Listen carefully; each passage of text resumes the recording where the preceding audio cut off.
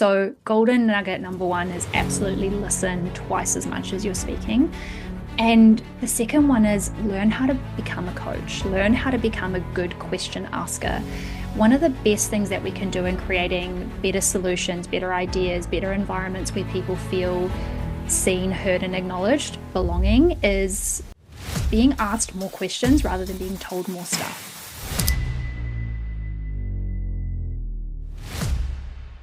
Hello, everybody. I wanted to introduce our guest today. We are so excited to be able to have Tash with us today. And let me tell you about her, even though her CV is long. She's an internationally certified leadership coach, and she's got a degree in business, majoring in HR and strategic management.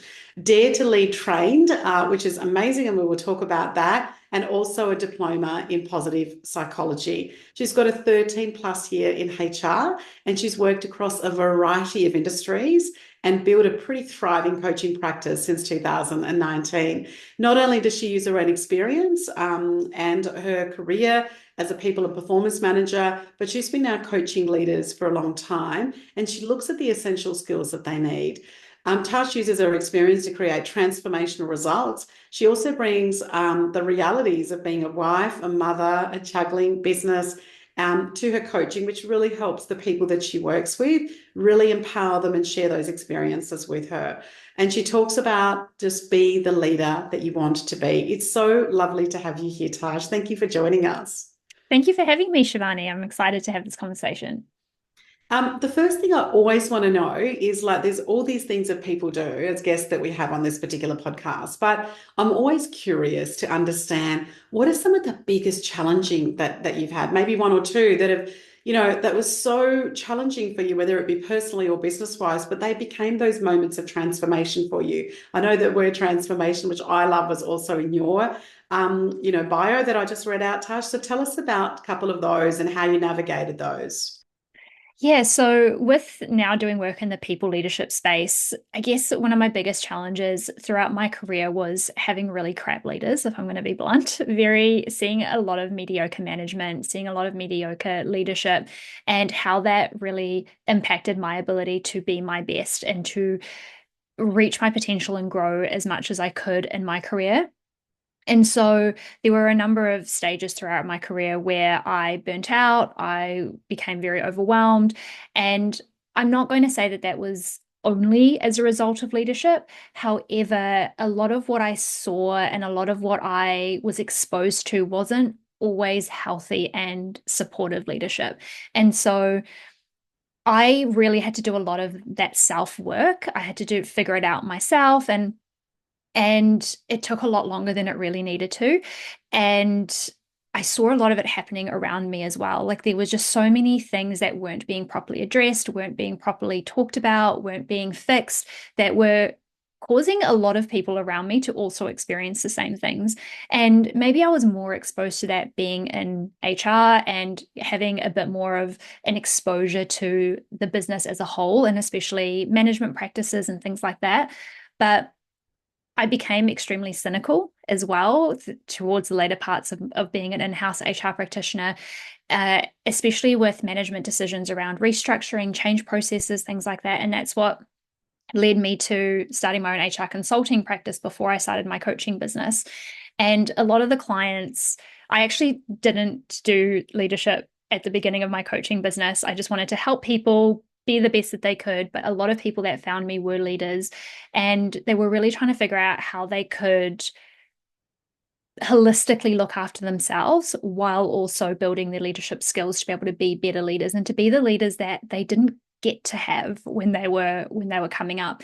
And so that's now why I do people leadership work on how to develop leaders to develop their people in the best way, because that was just so much of my experience of not being well supported, not being well looked after, and not being in environments where I could really be my best. I was just trying to just wade my way through the mud, really. So that would definitely be the biggest one for me. And then another catalyst was when I was made redundant about 4 years into my career, and the MD across from me was crying while they were making me redundant. And I was like, what is happening? This this is not how this process is meant to be going. And, I wasn't chosen compared to someone who had the exact same credentials, career experience, things like that. It's just that she had been there a slightly longer. So it was also that feeling of not belonging, feeling of not being seen as valuable,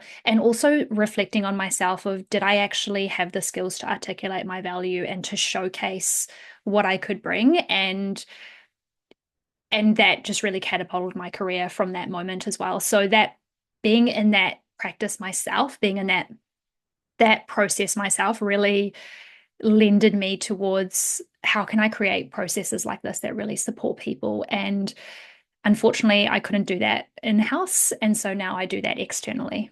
So those would be the two biggest challenges, I would say. I really resonated when you were speaking there about the belonging piece, right? Because sometimes these behaviors occur in our lives, and in these behaviors of that feeling of not belonging as being, I really resonate with that. You've been in HR for a long time now. You're running your own businesses, Tash. So, if you had a couple of golden nuggets around how do we keep, attract, and retain really good people as part of that growth of businesses? Tell us about some of your experiences around, what would those couple of nuggets be for the people that are watching or listening to this podcast? My first one would be listen. I talk about this often. People think that leadership is this hard thing and complex thing. It's very simple. If we listen to people, leadership is fundamentally a simple practice. And, Kim Scott, the creator of the radical candor model, she talks about in her work, we were given two ears and one mouth for a reason. Leaders need to use it within that ratio. We need to be listening twice as much as we're talking and suggesting and advising. And that would be the number one, the first golden nugget is, are you actually listening more than you're talking? Whether it's with your clients, whether it's with your team, whether it's stakeholders, whoever in the conversations that you're having, are you genuinely listening? And one of the definitions I came across around truly listening was the willingness to have your mind changed. So, when we're truly listening, we are willing to have our mind change. It doesn't mean that your mind is going to change. It doesn't mean that it has to change, but is there a willingness for your perceptions to be challenged, your assumptions, your beliefs, for at least to question? And that would be the number one golden nugget. If you want your business to be successful, if you want to grow, if you want people to give you their best, your number one job is to listen to them more. Ask better questions so you can get better answers. And it doesn't mean that you have to do everything that they're telling you. And also, it doesn't mean that you have to solve or fix. It's not our job as leaders. It's listening to then go, okay, is this something that I have the ability to change? Or is this something that I have the ability to influence? Is this a conversation I can be having? But so much of what I experienced across my career and what I hear too much, when I coach leaders one-on-one, I'm like, so have you talked to this person about this? Have you asked them? Oh, no. Well, then what? Like, what can happen if we don't do that first? Then we can't do anything from there. So golden nugget number one is absolutely listen twice as much as you're speaking. And the second one is learn how to become a coach, learn how to become a good question asker. One of the best things that we can do in creating better solutions, better ideas, better environments where people feel seen, heard, and acknowledged, belonging, is being asked more questions rather than being told more stuff. And so learn how to coach, learn how to ask questions, and learn how to sit in the discomfort of silence, because we can be great at asking questions, but we also need to create the space for that answer to come forward, whether that person is open to giving that answer straight away or not. That's also that other skill set of asking great questions and being willing to sit in the silence, even if that is uncomfortable. So those would be my two golden nuggets. I love that. And I love how you've combined the two. Often we hear that as children, you've got two ears and one mouth, but I think it's so important to apply that into the business context as well.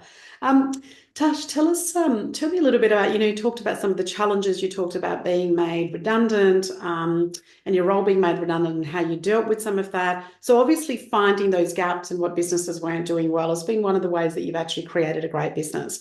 I'm also really interested in, when challenges come your way now, and in your bio, I read about that you're a mum and you're a partner and wife, and you've got juggling a business and all those things. But so in your personal life, but also in business, there's constant challenges in terms of how do we grow, how do we manage, how do we, et cetera, et cetera. So when challenges come your way, like, do you have a system or a process or a methodology? Like, how do you go about breaking that down? I'm always really interested in that. And I'm married to somebody who's been in HR for a long time. So I'm always really interested in like learning about how people break down when challenges come their way. Take me through some of that. Well, firstly, I probably do break down just emotionally. No, just kidding. I am a very emotional person, which I do not hide. That's part of my being human. So, I mean, first of all, is I just go through whatever it is that I'm feeling with that challenge, uh, to just process that, because I think often we jump straight to solution of like, okay, well, how can I fix it? How can I solve it? And then we're not really letting the emotion process and release. And my husband's an energy healer, so this is something that we talk about quite a lot. But that allowing myself to go through that can then give me the headspace of now starting to reflect. And I guess number one is getting curious. Something that I have a tendency to do is I overcomplicate a lot of challenges. I'll be like, oh my gosh, this is now this really big problem, and I need to now find this huge solution. And over the years, I've really had to practice, is this even a problem? Like, is this even a challenge? And when I bring that curiosity of like, is this even a problem? Is this even a challenge? So often it's not. Like, well, actually, this is an isolated thing that's just happened. This doesn't actually affect anything else. So we don't need to fix it. It just is what it is in this moment. And now we can and move forward. But for the instances where, okay, this is a problem or this is a challenge that we need to deal with, I have an online business manager, so I go to her first and like, look, this has come up, this is what's happening, this is kind of what my spiral thoughts are about it. What's your objective, view, your perspective, and then we sit on it and go, okay, well, what's the next steps? And coming back to what is the vision, like what's the strategy or the results that we're looking to create, and does this challenge impact that? If so, what are the steps that we need to take in order to course correct or to try something different? But if this doesn't actually impact the strategy or the vision, again, is this really a challenge? Is this really a problem that we need to be dealing with? And often that is the hardest part of navigating a challenge, when people don't know what they're working towards. And this can often happen if you're the business owner or if you're a solopreneur, or it's just been like in New Zealand in particular. I don't know about Australia, but it's been a really tough year economically in New Zealand.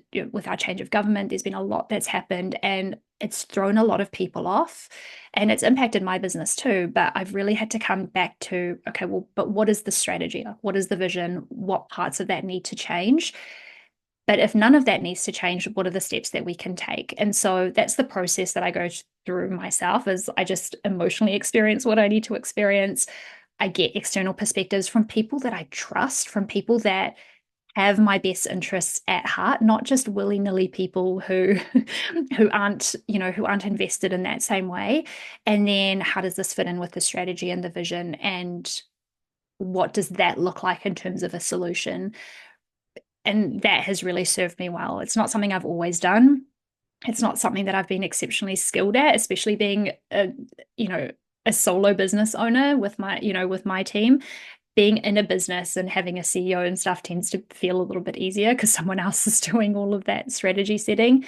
But being clear about that myself has just been a game changer for solving challenges. That's great. Thank you for that.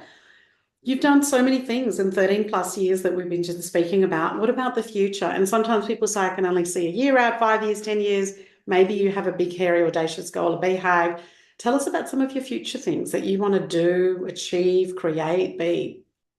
Yeah, so I've got a graduate development program that I run, and my BHAG for that, it's called Thriving New Professionals, and it's helping graduates transition from campus to career. My BHAG for that in particular is that every company in New Zealand has that as part of their graduate development program. But for my leadership aspect, I think it's, my BHAG there is just creating leaders that people actually want to follow. And I don't have like a set number of like, I want to create 1,000 leaders that people really want to follow, but just being able to create an influence and a change within that space. There's a lot of people that do a lot of things in leadership, and there's, it's a big industry, it's a big space to work in. But I think for me, it's how can I make leadership so simple that everyone can be a great leader? And that's the first time I've actually explained it like that. So I really like that. Yeah. How can I make leadership so simple that everyone can be a great leader? I think that's really what I want to push for. And just make it accessible, make it something that everyone can access rather than, leadership being these thousands and thousands and thousands of dollars of, investment and time. And that makes it really inaccessible. So that's a really big vision of mine as well. That's great. Transitioning from that study area into that career. Yeah, that's awesome. And that's our Um, future leaders, right? Like that's where they're starting. yeah, second to last question. What do you do for your own mental wellness or emotional wellness or physical wellness? Tell us a bit about what do you do to take care of you? Nature, absolutely. I need to get outside at least once a day, especially working in front of a computer. I just get so drained. And I love fantasy books. I love fantasy books like magic and just escaping into a world that, it just really revives my imagination to be able to build worlds and just, yeah, it just, and it actually sparks a lot of things within my leadership space, from stories and things like that. I read, like I do read some self-development books, but I don't know, because I work in that space, to then spend all my time reading about it just feels like a lot. So I love fantasy. I love just books where I can just enjoy the story and just being outside. That's absolutely, and I've got a 2.5-year-old, so being outside with him is really great as well for his emotional and mental wellness as well. Yeah, fantastic. Having a husband who does energy healing would also be super helpful. Yes, super, super helpful. As you shared earlier. And Tash, tell us if people want to follow your work and some of the programs you discuss, what are the best platforms to find you? So I'm most active on LinkedIn and Instagram. So both of those, yeah, just search Tash Pieterse, and I'll pop my Instagram link in the show notes as well. And then my website is tashpieterse.com. So yeah, but LinkedIn and Instagram are where I'm most active. We'll stay on the line for a moment, but I just wanted to say thank you so much for taking the time and could relate to some of the things that you spoke around belonging, definitely economic climate and what we're seeing, so many, pearls of wisdom there. And thank you for being on today. Thank you so much for having me.